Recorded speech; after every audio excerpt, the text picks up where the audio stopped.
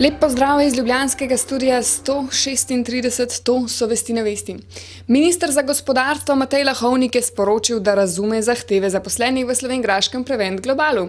Delavci so v ponedeljek preprečili predsedniku uprave odhod iz pisarne in ga izpustili šele po posredovanju policije. Včeraj so ponovno za nekaj ur prekinili z delom, Lahovnik pa je pojasnil, da na njihove zahteve gleda z vsebinskega vidika. Sam protest izvršnih direktorjev po moji oceni so ravnali predvsem zelo razumno in so želeli upozoriti samo že pred časom, kot veste, ko so se odločili za protest, upozoriti na dejstvo, da je velika nevarnost, če bo Volkswagen prenesel ta naročila drugam, ker potem imamo praktično 1300 delovnih mest, ne samo ogroženih, pač pa odidejo zavedno. In z tega vidika razumem tudi reakcijo zaposlenih.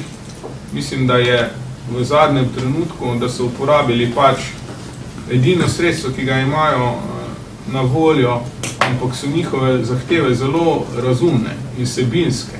Oni samo pričakujejo, da se dejansko zagotovi delo in v tem trenutku Prevent del je pripravljen zagotoviti določeno število delovnih mest, določene posle in pričakujejo seveda od večinskega lastnika,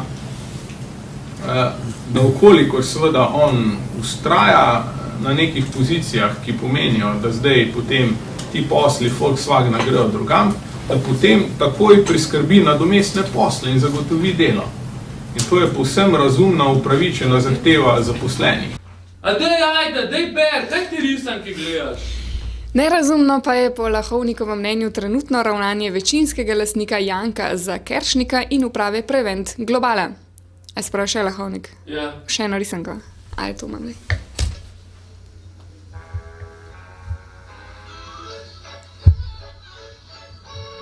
Jaz verjamem, da gospod Zakeršnik kot večinski lastnik, ki je večkrat povedal, da on je večkrat javno povedal, da on bo šel do konca, da tudi če vse izgubi, on ne bo vsega izgubil, ker je veliko že, zelo veliko koristi iz Preventa že potegnil.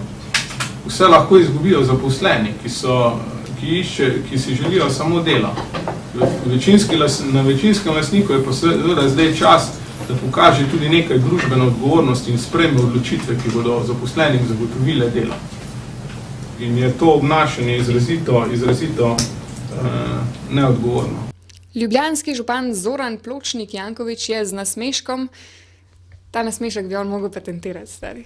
Nujno. Zoki, daj ga, prijem tega sunejo.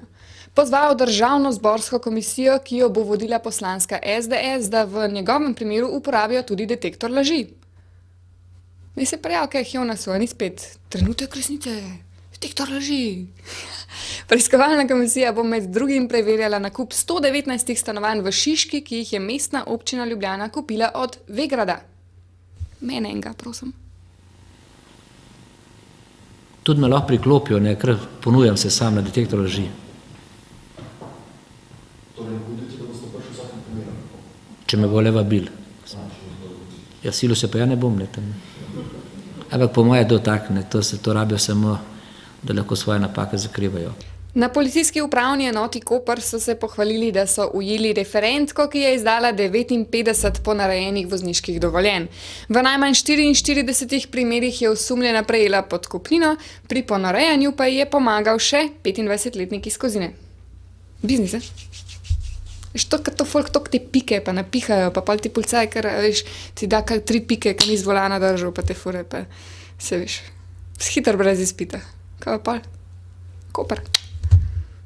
S pregledom teh spisov se je ugotovilo, se je potrdil sum storitve številnih kaznivih dejanj, saj se je ugotovilo, da je tale referentka izdala najmanj 59 ponarejenih vozniških dovoljenj osebam iz celotnega območja Republike Slovenije, čeprav ti sploh niso upravili teh vozniških izpitov na izpitnih centrih. Z društva Kralji ulice Opozarjajo na pomanjkanje nastanitvene podpore za brezdomce v Sloveniji. V Ljubljani je po njihovih podatkih od 300 do 700, nisem vedela, da to brezdomcev, možnost prenočevanja pa lahko ponudijo le 78.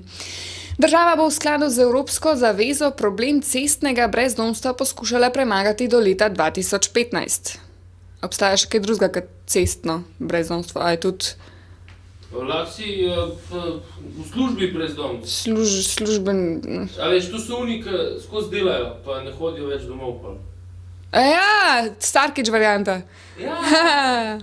Vsa ta prizadevanja so tudi v skladu z zavezami Evropskega parlamenta, tudi Slovenija je podpisnica ene take zaveze, ko ne vem, če jo slovenska javnost dosti dobro pozna, in to je zaveza, da bodo končali cestno brezdomstvo do leta 2015. Tako da tudi Slovenija je k temu zavezana in bo treba še kaj več narediti na to temo. Pa ima država kakšen konkreten plan, ste premenili to direktivo Evropske unije, da do leta 2015 ne bi se rešili brezdomstva? Kakšna strategija? Tako,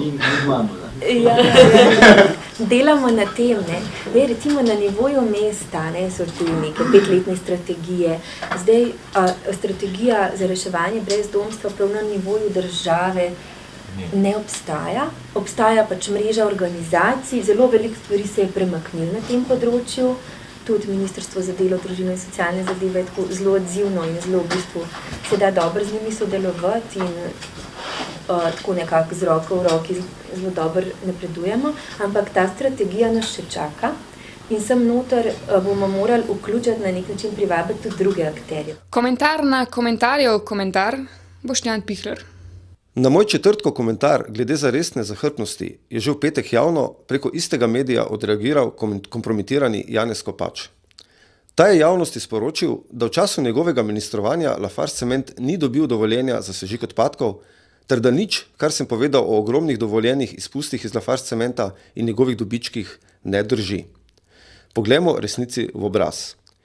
Ministrstvo za okolje in prostor in energijo, ki ga je vodil Janez Kopač, je 22. septembra 2004 izdalo odločbo, ki je francoskemu Lafarge Cementu le nekaj mesecev po prevzemu Trbovske cementarne dovolila sežig 30.660 ton odpadkov, od katerih jih je velika večina označenih kot nevarni odpadek. Sami si lahko pogledate odločbo ter še članek v delu, v katerem so objavljena Kopačeva pojasnila, zakaj je odločbo izdal in zakaj ne more odpraviti. Kar se tiče za Lafarge Cement dovoljenih ogromnih izpustih strupenih snovi v okolje, je potrebno pogledati le uredbo o emisiji v zrak iz sežigalnic odpadkov in pri sosežigu odpadkov.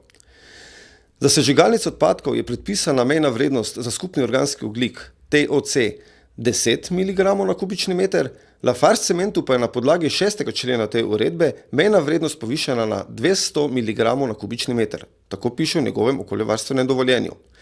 Torej je mejna vrednost pri Lafarge Cementu 20krat višja, kot velja za sežigalnice odpadkov. Oziroma lahko Lafarge Cement z organskimi strupi okolje onesnažuje v tolikšni meri, kot bi to smelo početi 20 sežigalnic odpadkov skupaj. Točno to sem v svojem četrtkovem komentarju tudi izpostavil.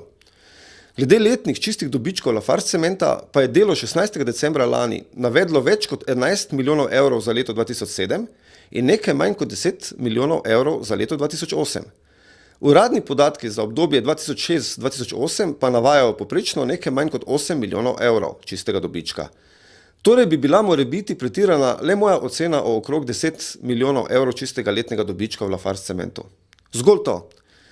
Sedaj se lahko samo še vprašamo, kakšne koristi ima ne le stranka zares, temveč tudi Janez Kopač osebno, da se javno zanje pripravljen tako prozorno in grdo lagati. In kakšne umazane posle na skrivaj vodi sedaj, ko sedi na stolčku generalnega direktorja Direktorata za energijo na Ministrstvu za gospodarstvo. Skratka, če še enkrat povzamemo, zahrbtno, pokvarjeno, a vseeno predvidljivo, zares. Slovenija, Slovenija, Slovenija, kulturac. Na 48. švic mikrofona smo tokrat povabili ajdovsko-vipavsko skupino Mart. Švici boste lahko v celoti ogledali že jutri, upam. Danes pa vam za pokušino pokažemo, kaj se skriva za njihovimi komadi. Ja, vsaka pesem ima svojo zgodbo v bistvu. Še najbolj je recimo Burja verjetno, ker je prav ime in je prav je od tega, ne. Najbrž si vsak od nas predstavlja po svoje, sam, ker smo ustvarjali komad, smo si pogovarjali, ja, tukaj viš, kako se nabira gori na hribih, tam mrzel zrak in tu in zdaj bo udaril dol po hribi in bo zapihalo, ne, in in tukaj se to dogaja in tako nekako. Tako je nastavil vse komad, ne, Ja. z nekih oblakih gor, zastava se, potem se tu vse skupaj spusti po gori, pride v mesto in začne. Zgase, Če je kdo bil v Ajdovščini zastopi, kako je tu, ker je burja malo premetava okoli in ta feeling smo mi nekako iskali v komadi. Še vreme.